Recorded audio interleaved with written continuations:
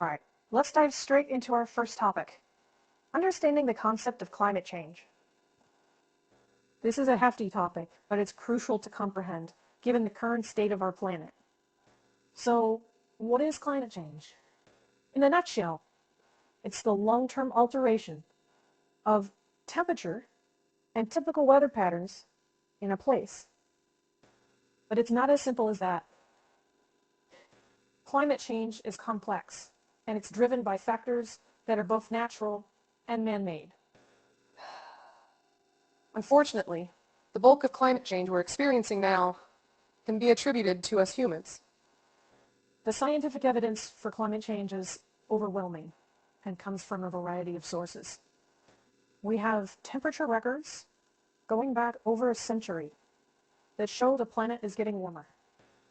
Oh, did you know that the last 7 years have been the hottest ever recorded?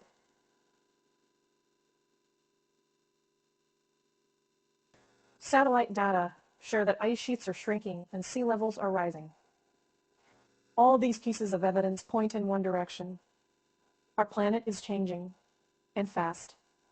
The main cause of this rapid change is the increase in greenhouse gases in our atmosphere, mainly due to the burning of fossil fuels and deforestation. These gases trap heat from the sun, causing the planet's temperature to rise, a phenomenon known as global warming. But climate change isn't just about rising temperatures. It's also about shifts in weather patterns, increased frequency of extreme weather events, ocean acidification. The list goes on. These changes have serious implications for our environment, our economies, and our societies. Now, let's dispel some common misconceptions about climate change. Climate change is not just a natural cycle. Yes, the Earth's climate has changed naturally over millions of years, but what we're seeing now is happening at an unprecedented rate. And no, a cold day doesn't mean global warming is a hoax. Climate refers to long-term trends, while weather can vary greatly from day to day.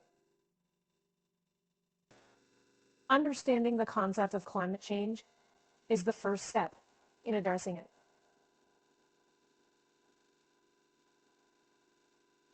Only when we acknowledge the scale of the problem can we start to find solutions. We have a responsibility, not just for ourselves, but for future generations, to take action. In the next section, we'll discuss the impact of climate change on different sectors. But for now, let's take a moment to let this sink in. Climate change is real. It's happening now, and we're the primary cause. But don't lose hope, because we're also the solution.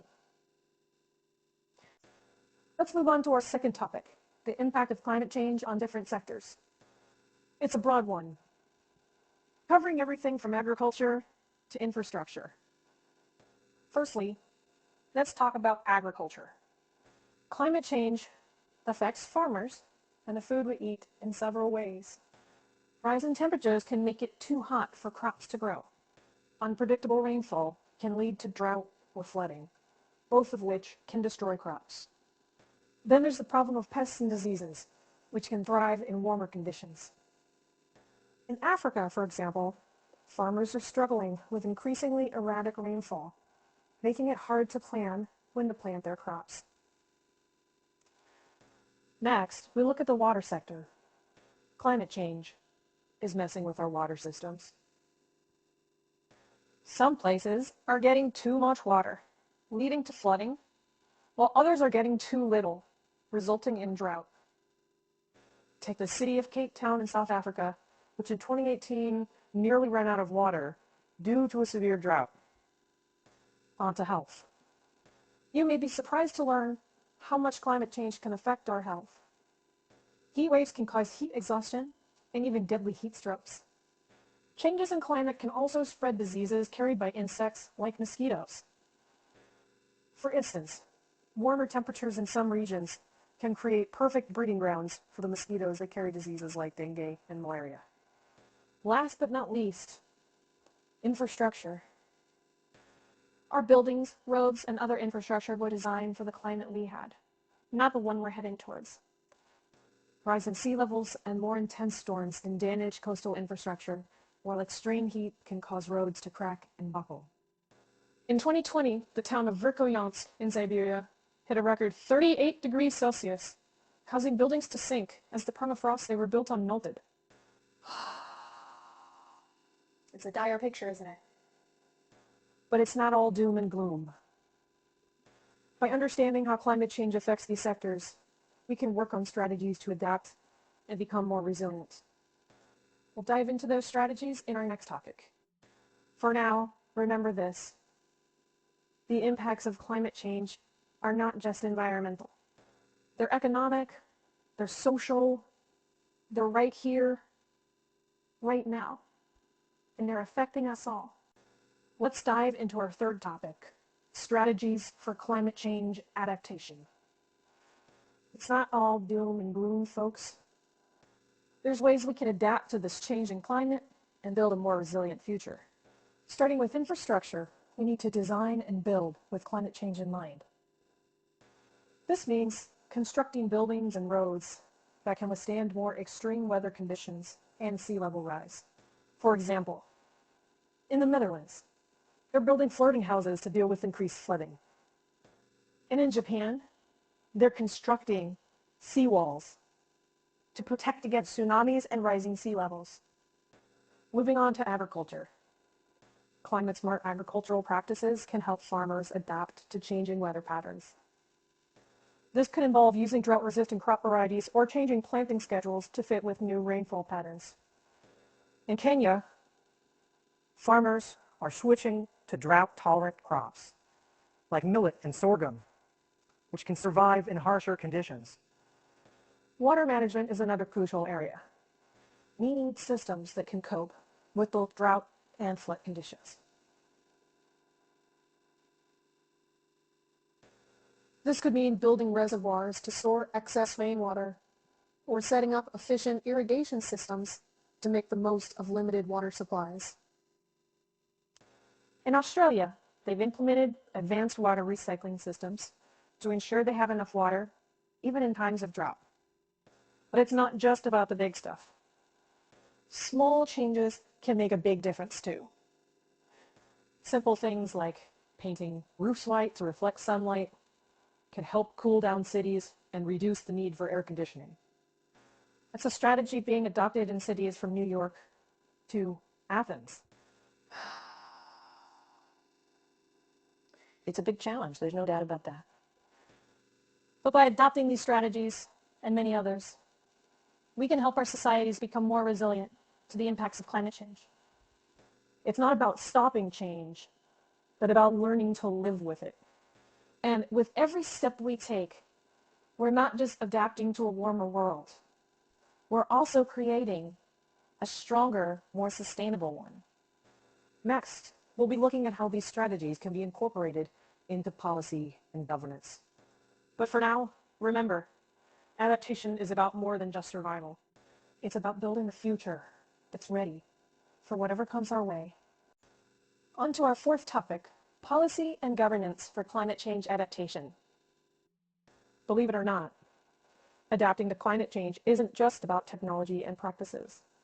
It's also about laws, regulations, and yes, politics. So, how are different countries incorporating climate change adaptation into their policymaking? Well, it varies from place to place, but let's look at a few examples. In Bangladesh, a country highly vulnerable to climate change, the government has implemented a climate change strategy and action plan. This comprehensive policy includes measures to protect infrastructure and agriculture, improve early warning systems for extreme weather, and ensure access to drinking water during droughts. Meanwhile, in Germany, they've gone a step further by passing the Climate Action Law, which legally binds the government to meet certain greenhouse gas reduction targets. It also includes adaptation measures like upgrading infrastructure to withstand more extreme weather. But it's not just about individual countries. International cooperation is crucial in tackling climate change. Why? Well, climate change doesn't respect borders. A flood in one country can affect the water supply in another. And the greenhouse gases that one country emits can contribute to global warming everywhere. That's why we have international agreements like the Paris Agreement, where countries pledge to limit global warming and help each other adapt to its effects. It's also why we have organizations like the Green Climate Fund, which supports developing countries in their adaptation efforts.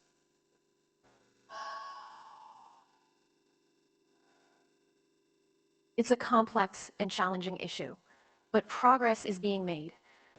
And while policies and governance may not seem as exciting as new technologies or innovations, they're just as important, if not more so, in our fight against climate change. Next, we'll be looking at the role of local communities in climate change adaptation. But for now, remember, adapting to climate change isn't just about what we do. It's also about how we govern ourselves, both locally and globally. And that's a challenge we can all play a part in. Let's dive into our final topic, community-based adaptation and participation.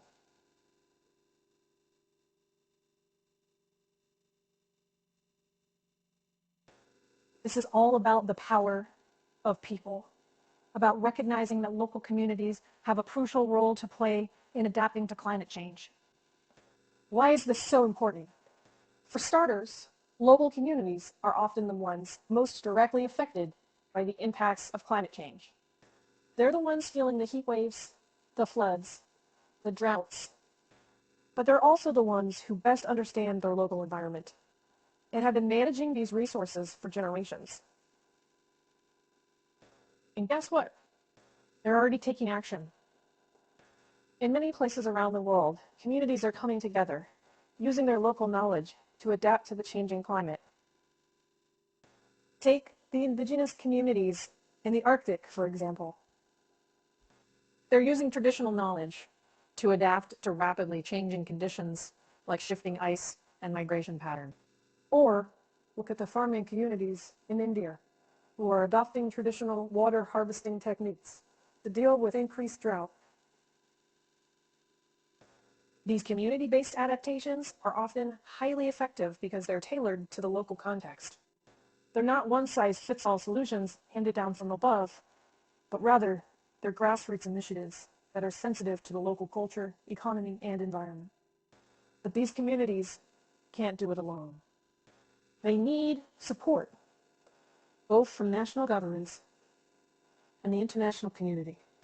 They need their rights to be recognized, their voices to be heard, and their knowledge to be respected. So, as we wrap up, remember this. Climate change adaptation isn't just about high-tech solutions or government policies. It's also about people, about communities coming together to protect their homes, their livelihoods, and their future. And that's where real change happens. Not in conference rooms or research labs, but in villages, towns, and cities around the world. That's the power of community-based adaptation. And that's our best hope for a resilient future.